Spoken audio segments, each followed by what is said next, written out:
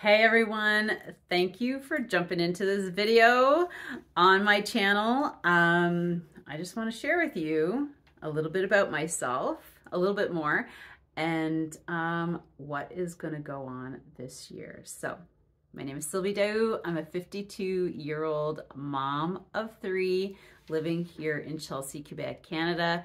And I did something that I wasn't expecting to do, and I registered for Unbound XL. And if you know anything about Unbound XL, which I didn't, it's a 350 mile, which is 575 kilometers event. And this is January 9th and 2023. And I'm going to share with you as much as I can my preparation over the next 6 months to get ready for this event. But first, I'm going to share with you a little bit about my background. So first, before I get that, I'm going to share with you how I even got into this event. I got into gravel fully and completely last year for a full season, and I did a handful of local and remote and away races. So Barrie-Roubaix was my first one up in Hastings, Michigan, and then I had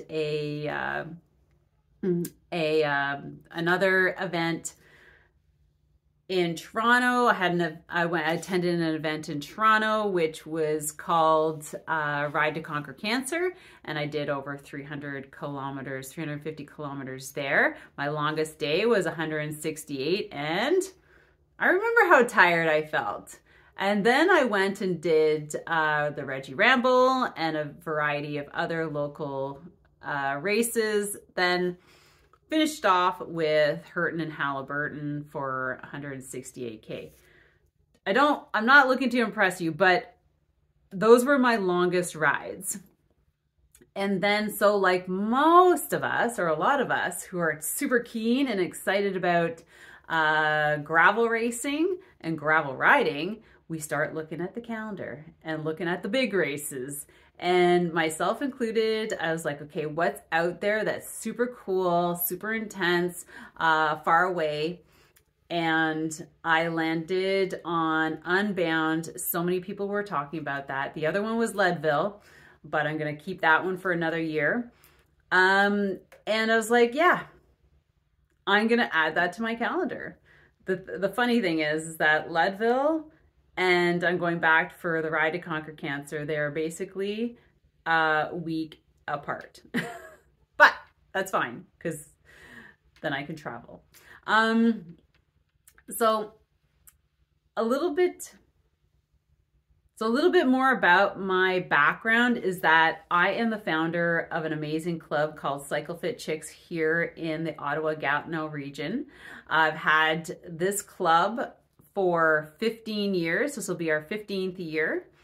And I have coached over 1,000 women on proper cycling skills and techniques for group riding and hill climbing and sprinting and all of those great things. So I've been in the cycling world for a very long time. Before that, I started a women's masters race team for Cycle Fit Chicks, or just Cycle Fit. It wasn't even Chicks yet, from 2005 to 2013. And that's where I got my race experience. I actually started as a mountain biker back in 2000 when I used to adventure race. So needless to say, I have a lot of past endurance-based racing. Now, I know it's been a long time. It's been like 20 years, and I can still remember every ache and pain. And I was much younger then, so that makes a huge difference. But the mental aspect doesn't change. So just going back to those days, those long races. So I did anything like I raced for 6 years. and we were always a top contending team. And I raced 4 hours and I raced 10 days. And I raced everything in between, but mostly 48-hour races. So being out at night, on the road, biking, hiking, paddling, I've been there. And I've been able to manage myself, and I always finished a race. So I am crossing my fingers that that experience will help me through this.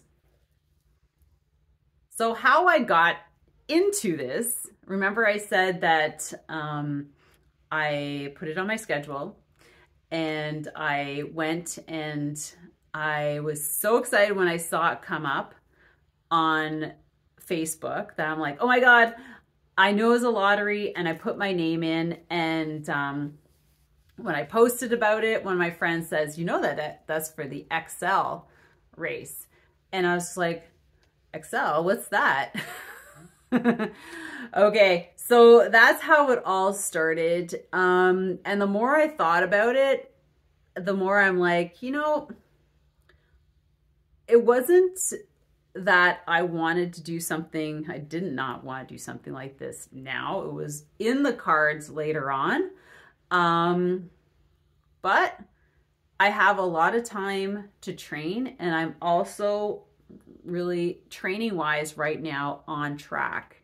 I'm coaching, I coach a group through the winter, and we are all gunning for 100+ kilometers for the spring. So we're training for this during the winter. And I know that's not like 500 kilometers, but the mental toughness to do 100 kilometers inside still reigns and transfers over.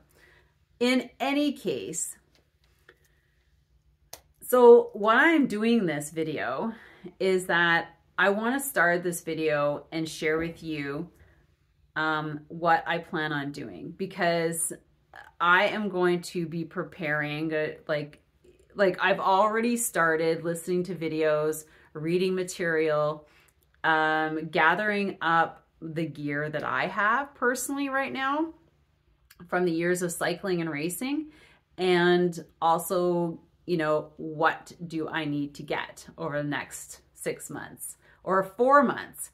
Because right now I'm going to give myself till April 1st to have all my gear. So come the time that the season starts, I am physically and prepared gear-wise to start training outside and training. And so I've been watching these videos, and first of all, one of the things I recommend is, and I watched one race of 2 guys that didn't complete it, and I was just like, you know, I can't be watching stuff like that. That's not good for me, because it started putting doubts in my mind. So watching contenders that finished and their stories is what I'm going to highly recommend for anybody who is doing an event like this. You want to be with those who have completed it, because you want to be like them. And so so that's where I'm starting right now. And I know, like, I've started a journal. I'll show you right here. I started a journal to start preparing. Just what I'm going to do with this is write in here things I'm learning from others by listening to the videos. Plus, bonus,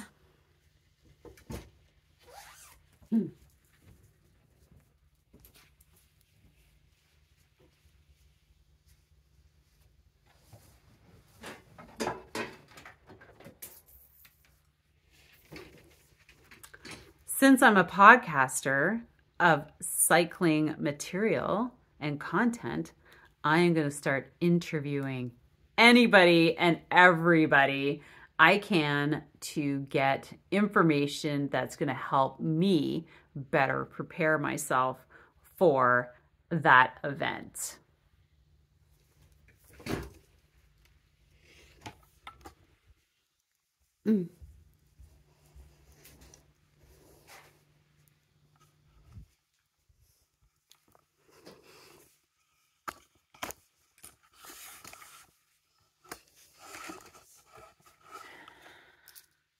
All right, well, it's kind of funny. I wanted to finish this off just starting and stating and going into the gear.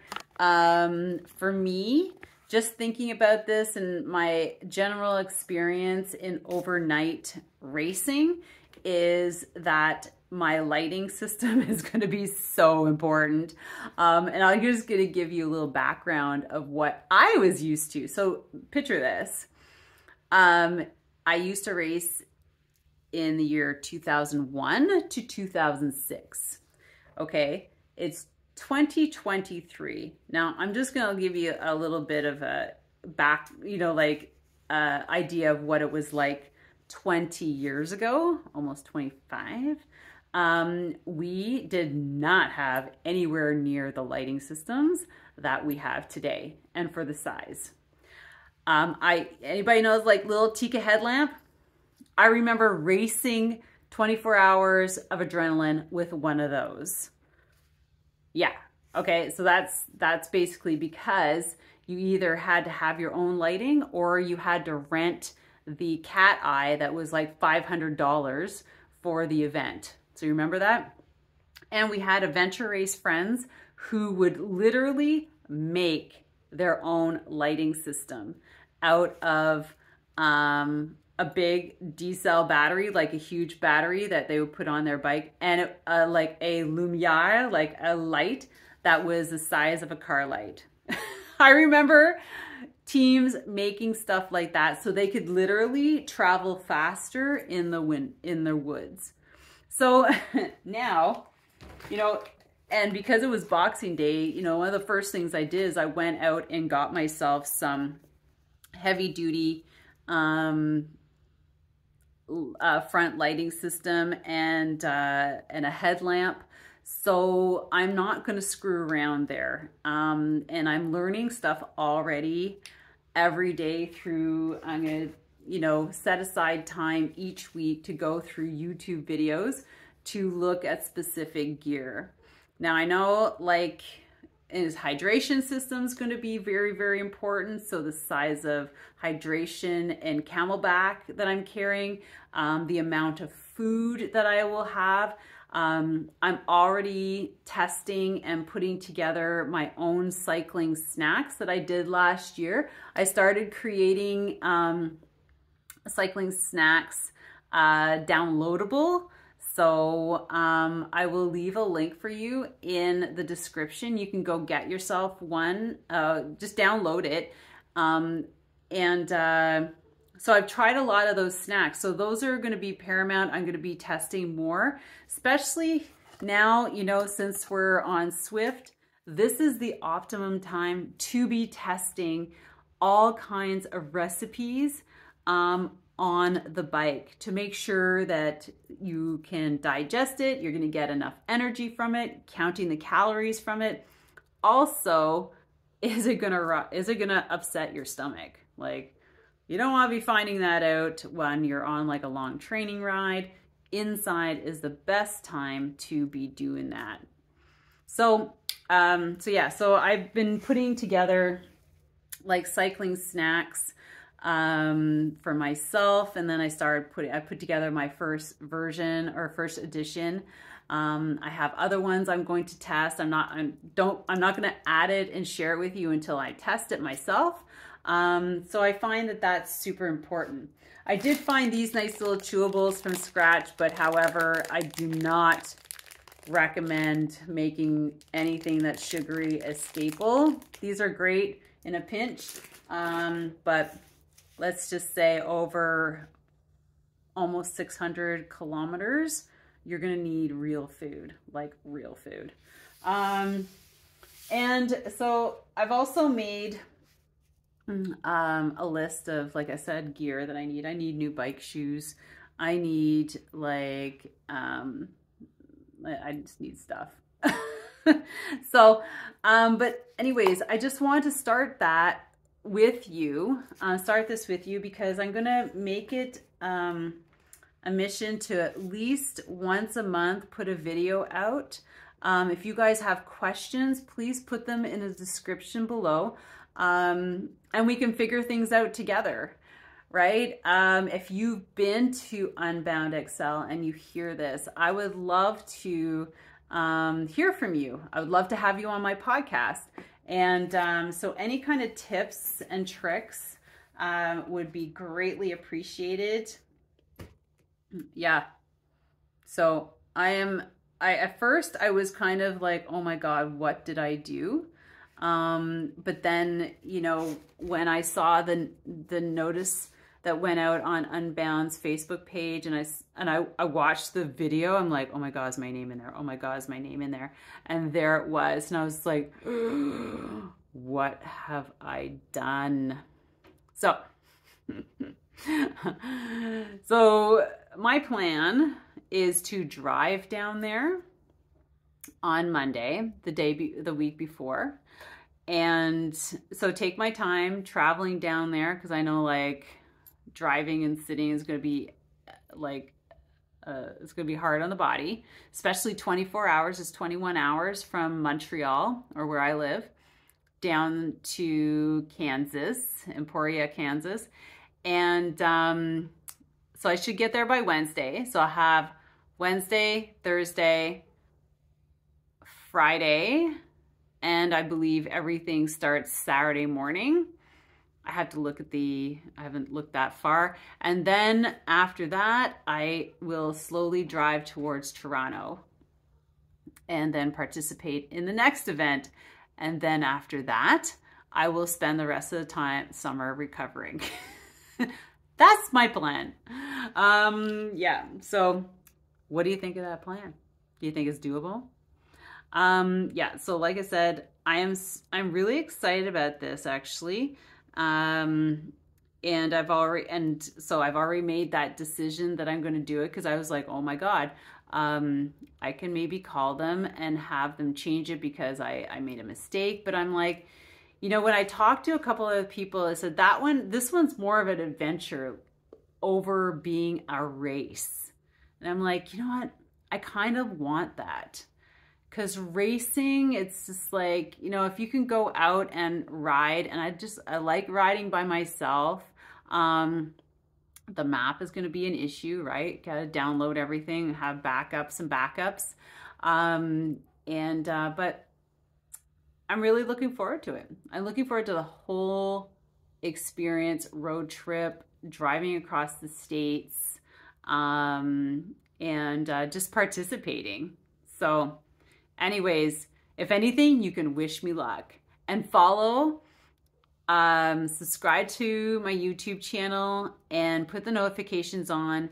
And so I'll be posting once a month here until we get closer to the spring. And then it'll be more frequent as, you know, things start evolving, training starts taking place outside. I start looking at my bike and my gear on my bike, my tires and things like that. Yeah. And taking in consideration all of your great feedback and ideas. So thanks a lot. Yeah, let's do it. Let's have an amazing 2023 and, you know, no stress.